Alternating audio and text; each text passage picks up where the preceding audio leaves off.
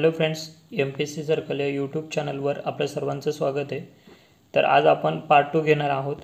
नेहमीप्रमाणेच तुम्हाला माहिती आहे की 10वीला इकॉनॉमिक्स हा सब्जेक्ट नाही आहे, तर ह्युमन जिओग्राफीमधले जे चॅप्टर आहे तर ते आपण ॲज अ इकॉनॉमिक्स म्हणून घेणार आहोत.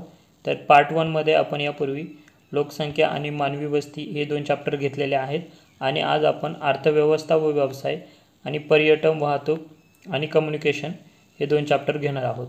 ओके, सो हे काही क्वेश्चन्स होते. या काही क्वेश्चनची उत्तरे पार्ट 1मध्ये भेटली होती आपल्याला आणि राहिलेल्या क्वेश्चनची उत्तरे आता पार्ट 2मध्ये भेटतील. So next start. यामध्ये काही ग्रॉस नॅशनल प्रोडक्ट दिलेला आहे डॉलरमध्ये. जर आपण यामध्ये 3 देशांची कंपॅरिझन केलेली आहे. ब्राझील आहे, भारत आहे आणि USA आहे. ओके, जर आपण 2000 आणि 2016मध्ये कंपेअर केलं तर यामध्ये असं दिसतंय की 2000 साली ब्राझीलचं जे GNP होतं तर ते इंडियापेक्षा जास्त होतं, परंतु जर 2016मध्ये विचार केला तर इंडियाचं जे GNP आहे तर ते ब्राझीलपेक्षा जास्त दिसते आपल्याला इथे. ओके, आणि ॲज युजल USAचं तर मात्र रेग्युलर म्हणजे अगदी तुम्ही 1960मध्ये बघितलं, 80, 2000 आणि 2016मध्ये सुद्धा बघितलं तर ह्या दोघांच्याही कंपॅरिझनमध्ये USAचं GNP खूप जास्त प्रमाणामध्ये. ओके, सो जर आपण बघितलं तर भारताचं राष्ट्रीय जे उत्पन्न आहे म्हणजे नॅशनल इन्कम हे ब्राझीलच्या तुलनेमध्ये जास्त आहे, तरी भारताचे दरडोई उत्पन्न म्हणजे पर कॅपिटा इन्कम हे ब्राझीलच्या तुलनेमध्ये कमी आहे. दिस इज राईट सेंटेन्स. परंतु हे का आहे तर याचं उत्तर असं मित्रांनो, तर लोकसंख्या जास्त असल्याने. हे एकदम बेसिक रिझन आहे की स्थूल राष्ट्रीय उत्पन्न म्हणजे GDP ज्याला बोलतो, GDP जास्त असले तरी भारताची लोकसंख्या जास्त असल्याने यामध्ये काय पर कॅपिटा इन्कम ही ब्राझीलच्या तुलनेमध्ये कमी आहे. Okay, next. त्याचबरोबर जर आपण USAचा विचार केला तर USA हा विकसित देश आहे, डेव्हलप कंट्री आहे. या देशामध्ये लोकसंख्या जास्त असली तरीही भारतापेक्षा ती मात्र कमी आहे. त्याचबरोबर ती साक्षर आहे, लिटरेट आहे. त्याचबरोबर अमेरिके काय त्यांचे पेटंट्स आहेत, त्याचबरोबर ॲडव्हान्स टेक्नॉलॉजी, यांत्रिक बळाचे सामर्थ्य आहे. त्यामुळे त्यांनी राष्ट्रीय दरडोई उत्पन्नाच्या बाबतीत हा देश ब्राझील व भारतापेक्षा खूपच पुढे आहे. भारत आणि ब्राझील हे देश विकसनशील आहेत. बोथ भारत आणि ब्राझील हे दोन्ही पण कसे डेव्हलपिंग कंट्रीज आहेत. यामध्ये अत्याधुनिक तंत्रज्ञान असेल, शिक्षण असेल, उद्योग असेल, याबाबत हे दोन्ही देश प्रगतीपथावर आहेत. ओके, त्याचबरोबर भारत आणि ब्राझीलमध्ये कोणती एक कॉमन गोष्ट आहे ती म्हणजे या दोन्ही देशांची जी अर्थव्यवस्था आहे ती मिश्र स्वरूपाची आहे. ओके, त्यानंतर आता जर आपण भारत आणि ब्राझीलचं जर कंपॅरिझन केलं GDP वाईज तर भारतामध्ये जे प्रायमरी सेक्टर आहे, प्रायमरी सेक्टरमध्ये GDPचं कॉन्ट्रिब्युशन 17% आहे, सेकंडरी सेक्टरमध्ये 26% आहे आणि टर्शरी सेक्टरमध्ये ते 57% आहे. पण तिथे जर आपण ब्राझीलचा विचार केला तर टर्शरी सेक्टरमध्ये GDPचं योगदान मात्र 67% आहे. हे झालं GDPचं योगदान. ओके, परंतु जर आपण यामध्ये व्यवसायात कार्यरत म्हणजे यामध्ये किती लोक एंगेज आहे तर प्रायमरी सेक्टरचा विचार केला तर 48% आणि त्यानंतर सेकंड नंबरला आहे तो टर्शरी. ओके, म्हणजे भारतामध्ये जर विचार केला आपण तर प्रायमरी सेक्टरचं GDPमध्ये योगदान 17% आहे मित्रांनो. परंतु जर आपण यामध्ये किती लोक एंगेज आहेत, काम किती करत आहे तर 48.8% म्हणजे नियर अबाउट 49%. ओके, त्याचबरोबर यामध्ये अजून काय, ब्राझील हा कॉफी व सोयाबीनच्या निर्यातीत अग्रेसर देश आहे. कॉफीचे उत्पादन प्रामुख्याने मिनास आणि साओ पावलो या 2 राज्यांमध्ये घेतलं होतं. हे लक्षात ठेवायचं मित्रांनो. साओ पावलो ही सिटी आहे ती मोस्टली कॉफीच्या उत्पादनामध्ये खूप फेमस आहे. ओके, आणि कशामध्ये निर्यातमध्ये अग्रेसर आहे तर कॉफी तर सगळ्यांनाच माहीत असेल, पण सोयाबीनच्या बाबतीतसुद्धा हा देश आघाडीवर आहे. हा यामध्ये काही जे प्रायमरी सेक्टर आहेत ते दिलेले ॲग्रिकल्चर असेल, मायनिंग असेल, पशुपालन असेल, मासेमारी आहेत. तर यामध्ये हे प्लेसेस दाखवले आहेत मॅपवरती. जर कोणाला गरज वाटत असेल तर एकदा बघून घ्या. ओके, त्यानंतर ब्राझील देशाला सुमारे 7400 किलोमीटर लांबीचा सागरी किनारा लाभलेला आहे. ओके, आणि त्यामध्ये अजून त्यांचं पॉझिटिव्ह पॉईंट काय आहे तर थंड आणि उष्ण प्रवाहांचा संगम तसेच विस्तीर्ण भूखंड मंच. यामुळे दक्षिण अटलांटिक किनाऱ्यालगत मासेमारीचे उत्कृष्ट क्षेत्र लाभले आहे. मासेमारी व्यवसाय परंपरेने चालत आलेला आहे. ओके, यामध्ये कुठे तर साऊथ अटलांटिकमध्ये इथे हा जो मासेमारी व्यवसाय आहे तर ते चांगलं क्षेत्र आहे. त्याचबरोबर यामध्ये काय होतं की नद्यांच्या पाण्याचा वेग यामुळे गोड्या पाण्यातील मासेमारी ही विकसित झालेली नाही आहे, हे लक्षात ठेवायचं आहे. म्हणजे एक जनरल सेंटेन्स आहे. फॉर एक्झाम्पल आपण जर महाराष्ट्राचा विचार केला तर सह्याद्री पर्वतावरून ज्या कोकणातील नद्या आहेत त्या अगदी जास्त गतीने वाहत असतात. ओके, त्यामुळे काही प्रमाणात सुद्धा जर आपण कोकणातल्या नद्यांचा विचार केला तर तिथे मासेमारी विकसित झालेली नाही. त्यालासुद्धा हेच रिझन आहे की इथे पाण्याचा वेग जास्त असल्यामुळे या गोड्या पाण्यातील जी मासेमारी ती पूर्णतः विकसित झालेली नाही आहे. हे सेंटेन्स ब्राझील रिलेटेड आहे, परंतु आपण त्याला कोरिलेट आपल्या महाराष्ट्रातील ज्या कोकणातल्या नद्या आहेत त्यांच्याशी करू शकतो. ओके, त्याचबरोबर हे आहे ॲमेझॉन फॉरेस्ट की ज्याला आपण जगाचे फुफ्फुसं किंवा लंग्स ऑफ वर्ल्ड असं बोलतो, तर ते आहेत. आणि आपल्याला माहिती आहे की रिसेंट तुम्ही न्यूजमध्ये पण बघितलं असेल की खूप मोठी आग लागली होती आणि अशा घटना वारंवार घडत असतात. सो त्याबद्दल पण तुम्ही जर करंट अफेअर रिलेटेड काही घटना घडत असेल तर लक्ष ठेवा. ओके, त्यानंतर भारताचा सुमारे 60% भूभाग लागवडीखाली आहे. ओके, असं का होतं आहे या मागे सुद्धा रिझन आहे. तर ते रिझन काय मित्रांनो, विस्तीर्ण मैदाने असतील, सुपीक मृदा असेल, अनुकूल हवामानाचा दीर्घ कालावधी असेल आणि हवामानातील विविधता किंवा वैविध्य. ओके, ह्या गोष्टी खूप महत्त्वाच्या आहेत की भारताचा सुमारे किती टक्के भूभाग लागवडीखाली आहे, 60%. आणि रिझन काय तर मैदाने असेल, मृदा असेल, हवामानाचा दीर्घ कालावधी असेल आणि डायव्हर्सिटी. त्याचबरोबर भारतामध्ये काही नगदी पिके घेतली जातात, त्याला आपण कॅश क्रॉप असं बोलतो. तर कोणती कोणती कॅश क्रॉप्स घेतली जातात? चहा असेल, ऊस असेल, कॉफी असेल, कापूस असेल, रबर असेल, ताग असेल. आता नगदी पिके म्हणजे काय तर साधं सरळ आहे की ज्यांचं आर्थिक मूल्य किंवा बाजार मूल्य जास्त असतं. आणि दुसरी गोष्ट म्हणजे त्यांचा मोस्टली जो आपण म्हणजे शेतीमध्ये त्यांचं उत्पादन यासाठी घेतलं जातं की ते कमर्शियल यूजसाठी म्हणजे विक्रीसाठीच त्यांचं उत्पादन घेतलं जातं. तर ह्या दोन गोष्टी नगदी पिकांबद्दल लक्षात ठेवायचं आहे. त्याचबरोबर जर आपण भारतामध्ये खाद्यान्न पिके बघितली तर ती कोणती? भात असेल, गहू असेल, ज्वारी, बाजरी, मका. हे जनरल आहे, तुम्हाला माहीतच असेल, फक्त कॅश क्रॉप लक्षात ठेवा. ओके, त्याचबरोबर मासेमारीचं आपल्याला माहिती आहे भारतामध्ये मासेमारी म्हणजे अगदी गोड्या पाण्यातील असेल, खाऱ्या पाण्यातील. जर आपण मासेमारीचा वाटा, सागरी मासेमारीचा वाटा बघितला भारतामध्ये तर तो 40%. म्हणजेच जर उलटं केलं तर 60% कुठे असणार आहे? तो गोड्या पाण्यामधील. ओके, मासेमारीचा. आता मासेमारीचा जनरल विचार केला आपण तर गोड्या यामध्ये अन्नातील एक घटक आहे, रोजगार निर्मिती, पोषण स्तर. पण यामध्ये ही गोष्ट लक्षात ठेवायची मित्रांनो, म्हणजे आपल्या मासेमारी आपल्याला इकॉनॉमीमध्ये किती बूस्ट करू शकते तर परकीय चलन मिळवण्याकरता सुद्धा मत्स्य व्यवसायाचा उपयोग केला जातो. त्यामुळे ही गोष्ट लक्षात ठेवायची. ओके, आणि किनारपट्टीच्या भागांमध्ये म्हणजे तुम्ही जर भारताचा विचार केला तर भारतामध्ये आपले 9 स्टेट आहेत की ज्यांना कोस्टल एरिया लागलेला आहे. तर या राज्यांमध्ये कमी अधिक प्रमाणामध्ये मासेमारी ही होत असते. ओके, आणि भारताला सुमारे 7,500 किमीचा सागरी किनारा लाभलेला आहे. आपण ब्राझीलचं मागे एक्झाम्पल बघितलं तर त्यांना 7,400 किलोमीटर लागलेलं आहे आणि आपल्याला 7,500 किलोमीटर सागरी किनारा लाभलेला आहे. ओके, त्याचबरोबर आपण बघितलं की मासेमारीचं जे काही वार्षिक उत्पन्न होतं त्यापैकी सागरी मासेमारी असेल ती 40% आणि गोड्या पाण्यातील असेल ती 60%. ओके, आता सागरी मासेमारी कोणकोणती असतात मासे यामध्ये बघा, वशी असेल, बंगला असेल, बोंबील असेल, सुरमई असेल, पापलेट, झिंगे हे अरबी समुद्रामध्ये आढळतात पर्टिक्युलरली. ओके, आणि बंगालच्या उपसागरात जर बघितलं तुम्ही तर शेवंडे आहे, लबी चकई आहे, ज्याला क्लुपिड्स असं म्हणतात, प्लस रावस आहे. मित्रांनो, ही खूप डिटेलमध्ये दिलेलं आहे आणि या टाईपचा जर क्वेश्चन आहे तर मेन्समध्ये प्रोबॅबिलिटी पडायचे खूप चान्सेस आहेत. ओके, त्याचबरोबर गोड्या पाण्यातील मासे कुठे कुठे करतो आपण? मत्स्यपालन कुठे कुठं? नद्या असेल, कालवे असतील, जलाशय असेल, तलाव असेल. आणि यामध्ये कोणकोणते मासे असतात प्रामुख्याने? तर रोहू असेल, कटला असेल, चोपडा असेल इत्यादी मासे हे गोड्या पाण्यातील आहेत.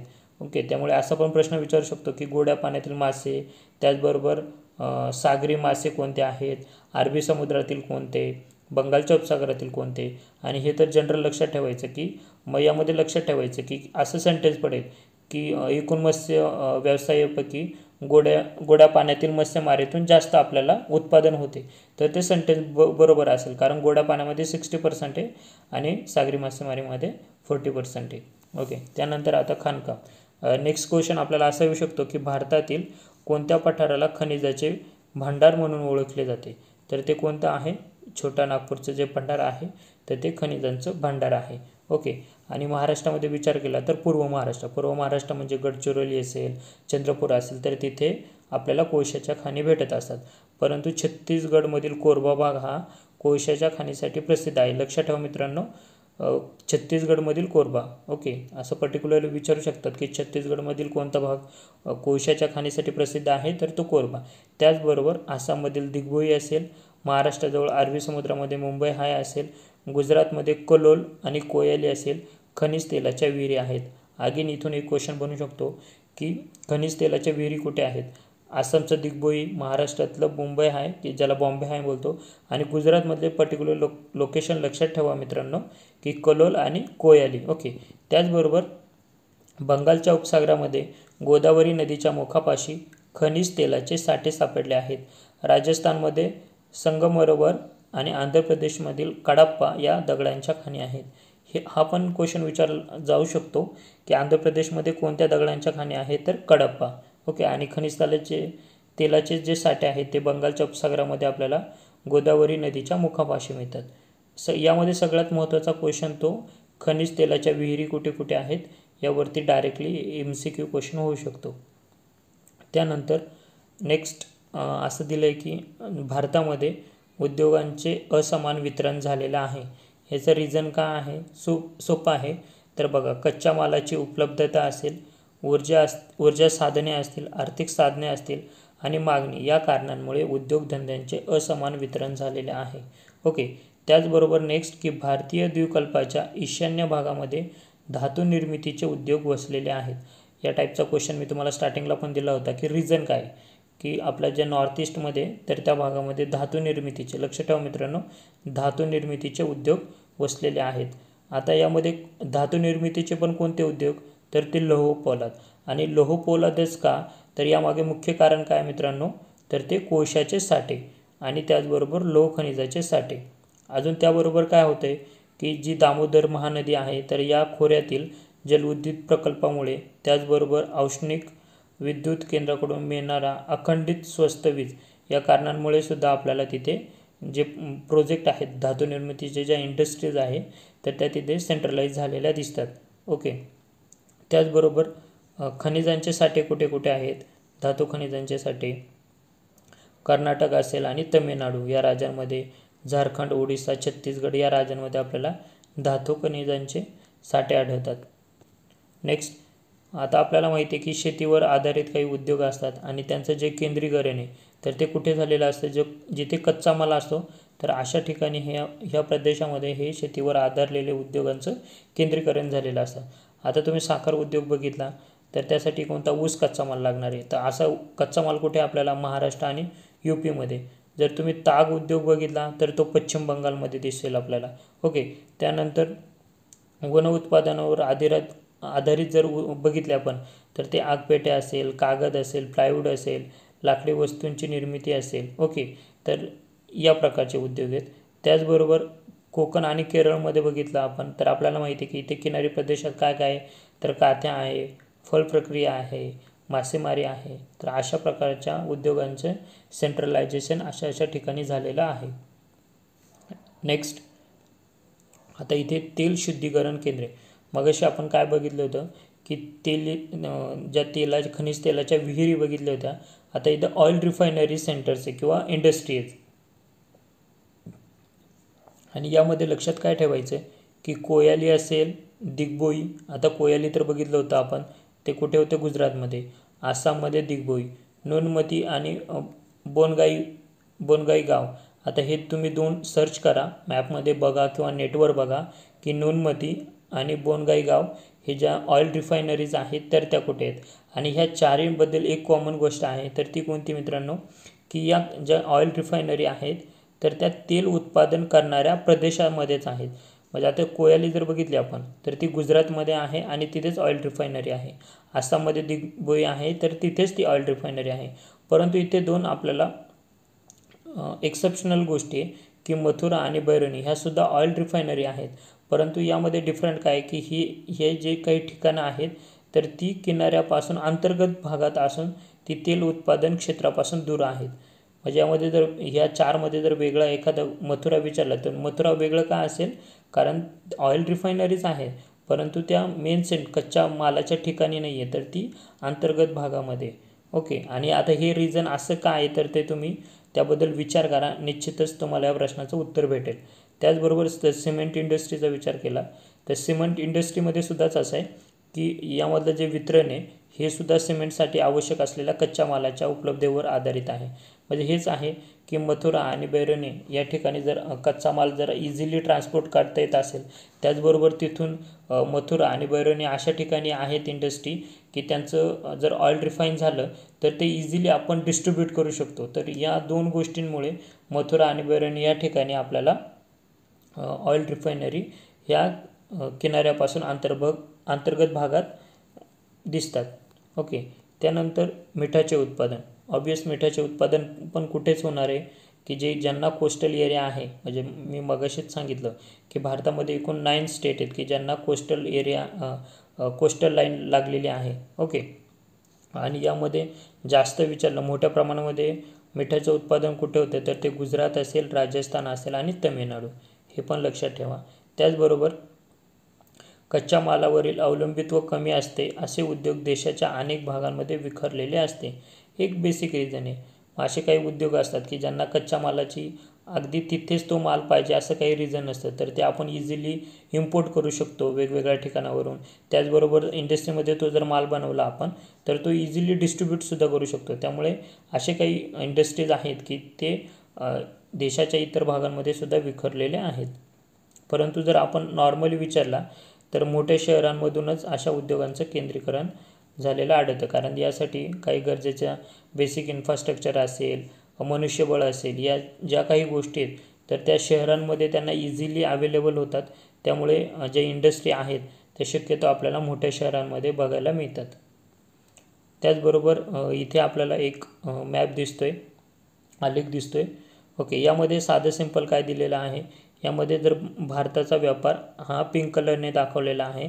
म्हणजे आपल्या एकूण GDPमध्ये भारताचं जर ट्रेडचा विचार केला तर ट्रेडचं GDPमध्ये कॉन्ट्रीब्युशन जर बघितलं ते साधारण 40 ते 50% आहे. आणि हा म्हणजे स्ट्रेट फॉरवर्ड क्वेश्चन येऊ शकतो मित्रांनो की GDPमध्ये, कारण इथे दिलं आहे स्थूलांतर देशीय व्यापारामध्ये हिस्सा. म्हणजे साधा सरळ प्रश्न येऊ शकतो की भारताच्या GDPमध्ये व्यापाराचा किती हिस्सा आहे, किती टक्के, तर लक्षात ठेवा मित्रांनो तो 40 ते 50% आहे. ओके, आणि भारत कोणत्या गोष्टींची निर्यात करतो तर चहा असेल, कॉफी असेल, मसाल्याचे पदार्थ असतील, कमावलेले कातडे असेल, कातडी वस्तू, लोह खनिज, कापूस, रेशीम कापड, आंबे तर पर्टिक्युलरली लक्षात ठेवा, ते तुम्हाला राहिलंच असेल कारण आपण 9th स्टँडर्डच्या बुकमध्ये आंब्यांबद्दलच बोललो होतो. ओके, तर त्या गोष्टी निर्यात करतो. त्याचबरोबर काही गोष्टींची आयात पण करतो. तर त्या गोष्टी कोणत्या आहे, खनिज तेल असेल. आता इथं खनिज तेल लक्षात घ्या मित्रांनो, आपण जे क्रूड ऑइल आहे तर ते जास्त प्रमाणात इम्पोर्ट करतो. आणि मगाशी आपण ऑइल रिफायनरी बघितल्या होत्या. ओके, कोयाली असेल, आसाममध्ये ही असेल, त्याचबरोबर नूनमती असेल, या ज्या काही आपल्या ऑइल रिफायनरी आहेत तर त्यावरती आपण क्रूड ऑइल आणल्यानंतर ते रिफाईन करतो आणि अगेन ते आपण इतर देशांना ते एक्सपोर्ट करतो. त्याचबरोबर यंत्रसामग्री, मोती, मौल्यवान खडे, सोने, चांदी. सोने लक्षात ठेवा मित्रांनो, सोने आणि चांदीची आपण जास्त प्रमाणात आयात करतो. मेडिसिनसुद्धा आयात करतो. मौल्यवान खडे असतील ते सुद्धा आपण आयात करतो. त्याचबरोबर भारताचे प्रमुख व्यापारी भागीदार देश कोणते, म्हणजे साधं सरळ की असे कोणते देश आहे की ज्या देशांबरोबर भारत असेल तर तो काही गोष्टी आयात पण करतो, परत त्याच देशांना काही गोष्टी निर्यातसुद्धा करतो. तर प्रमुख व्यापारी भागीदार देश कोणते, युनायटेड किंगडम, USA असेल, त्याचबरोबर जपान, जर्मनी असेल, चीन आणि रशिया हे भारताचे प्रमुख व्यापारी देश आहेत. ओके, त्यानंतर ब्रिक्स. ओके, ब्रिक्सबद्दल आपण इन्फॉर्मेशन 9th स्टँडर्डमध्ये सुद्धा बघितली होती.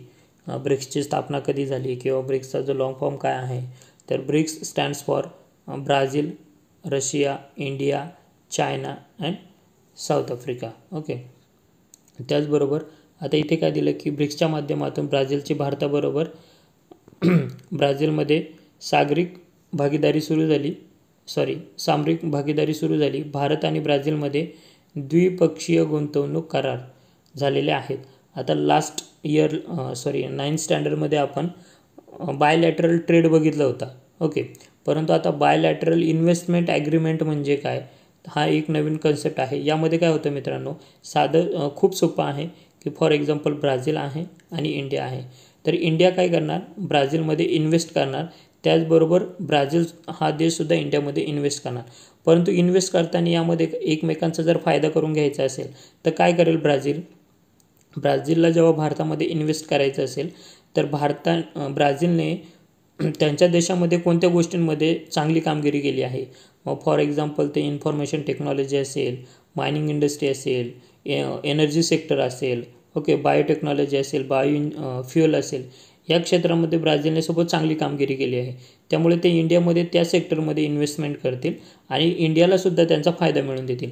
आता फॉर एक्झाम्पल इंडियन कंपनीने जर ब्राझीलमध्ये इन्व्हेस्टमेंट केली तर इंडियाचं माहिती आहे आपल्याला की आपलं फार्मा इंडस्ट्री ती किती चांगली, म्हणजे अगदी आता जो हे चालू आहे आपला कोविड-19 जो पॅन्डेमिक क्रायसिस चाललेलं आहे, तर त्यामध्ये पण बघितलं असेल की आपलं जे फार्मास्युटिकल इंडस्ट्री आहे ती किती पुढे गेलेली आहे. ओके, मायनिंग असेल, शेती असेल, त्याचबरोबर आपलं अभियांत्रिकी असेल, मोटर असेल, तर यामध्ये व्हेकल सेक्टर जे आहे मॅन्युफॅक्चरिंग, यामध्ये इंडियाने खूप प्रगती केली आहे. त्यामुळे इंडिया पण काय करेल, ब्राझीलमध्ये त्या सेक्टरमध्ये इन्व्हेस्टमेंट करेल आणि त्याचं पोटेन्शियल वाढवेल ब्राझीलचं, आणि ब्राझीललासुद्धा त्याचा फायदा मिळून देईल आणि त्याबरोबर जे रिटर्न्स भेटतील ते पण चांगल्या प्रमाणात भारताला भेटतील. तर अशा प्रकारचा हा द्विपक्षीय करार असतो. ओके, आणि द्विपक्षीय कराराबद्दल आपल्याला जर कोरिलेट करायचं असेल तर खूप सोपं मित्रांनो, म्हणजे बघा की सपोज एखादा MPSCचा अभ्यास करतो आहे आपण, एखादा इंजिनिअरिंगचा विद्यार्थी आणि एक आर्ट्सचा विद्यार्थी. तर इंजिनिअरिंगचा विद्यार्थी काय करेल, आर्ट्सच्या विद्यार्थ्याला सांगेल की मी तुला मॅथ असेल, रिजनिंग असेल, सायन्स टेक्नॉलॉजी असेल तर ते मी तुला शिकवतो, आणि तो आर्ट्सच्या विद्यार्थ्याला सांगेल की तुझं सपोज हिस्ट्री चांगलं असेल, जिओग्राफी चांगलं असेल, मराठीचं चांगलं असेल तर ते तू मला शिकव. म्हणजे एकमेकांना ते काय करतात, त्यांच्या ज्या चांगल्या गोष्टी त्या पुढच्याला शिकवतात आणि पुढच्याकडून त्याच्या ज्या चांगल्या गोष्टी तर ते शिकवतात आणि दोघं पोस्ट काढताय.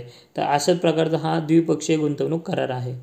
ओके, त्यानंतर लास्ट चॅप्टर आहे आपला tourism, transport and communication. Okay, आता यामध्ये आपण 2 चार्ट दिलेले. तर यामध्ये काय दिलं आहे, आंतरराष्ट्रीय पर्यटक संख्या, म्हणजे इंटरनॅशनल जे आपले टुरिस्ट येतात तर त्यांची संख्या दिलेली आहे मित्रांनो.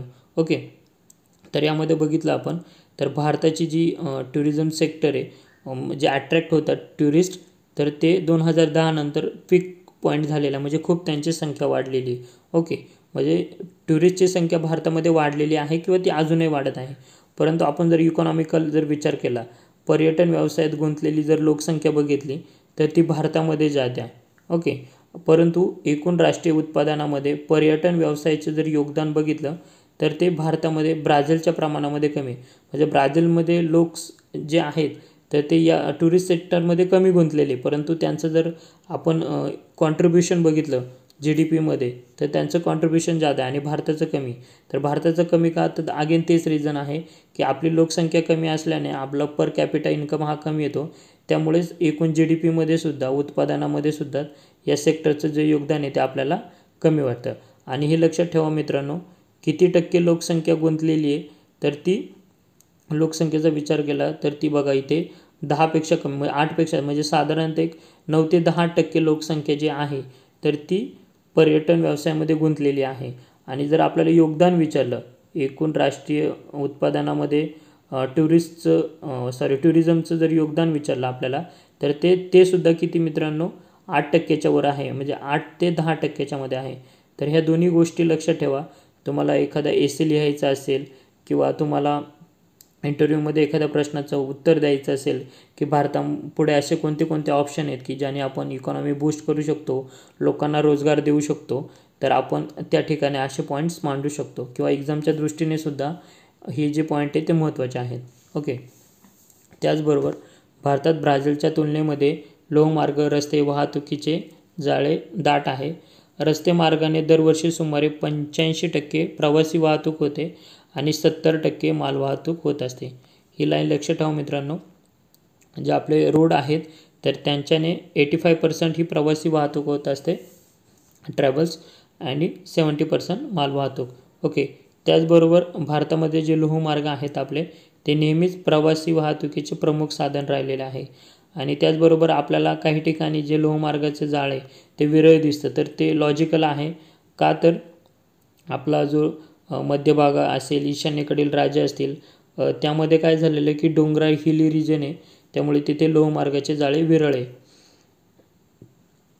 आणि जर मैदानी प्रदेश बघितला आपण तर तिथे लोहमार्ग असेल किंवा नॉर्मल रोड असेल तर त्यांचं जाळं निश्चितच ते दाट असणार आहे.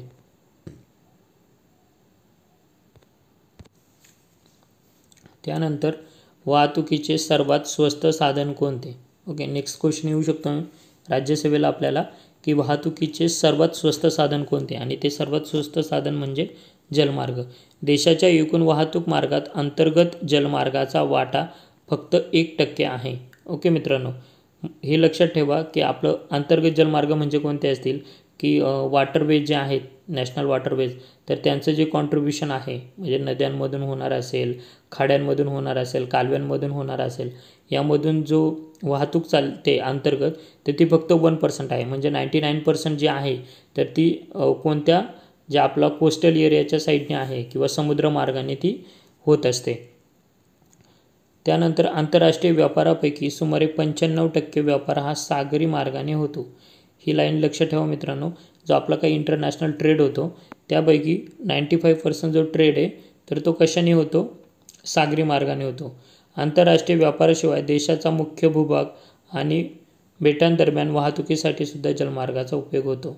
ओके, हे 95% व्यापार आणि 1% फक्त इंटरनल जलमार्गांचा वाटा आहे. तर त्या दोन गोष्टी लक्षात ठेवा. ओके, तर अशा प्रकारे आपण इयत्ता 10वीचं जो आहे चॅप्टर आणि पार्ट 2 हा कंप्लीट केलेला आहे मित्रांनो. लवकरच आपण 11वीचं जो इकॉनॉमिक्स आहे तर ते कंप्लीट करू. त्याचबरोबर आपण 12वीचं सुद्धा इकॉनॉमिक्स कंप्लीट करू. यापूर्वीचे काही आपले व्हिडिओज आहेत, राहुल सरांनी नदी प्रणालीवरती जिओग्राफी असेल, त्याचबरोबर हिस्ट्री असेल, यावरती क्वेश्चन्स प्लस पॉलिटीवरती सुद्धा काही चॅप्टर घेतलेले आहेत.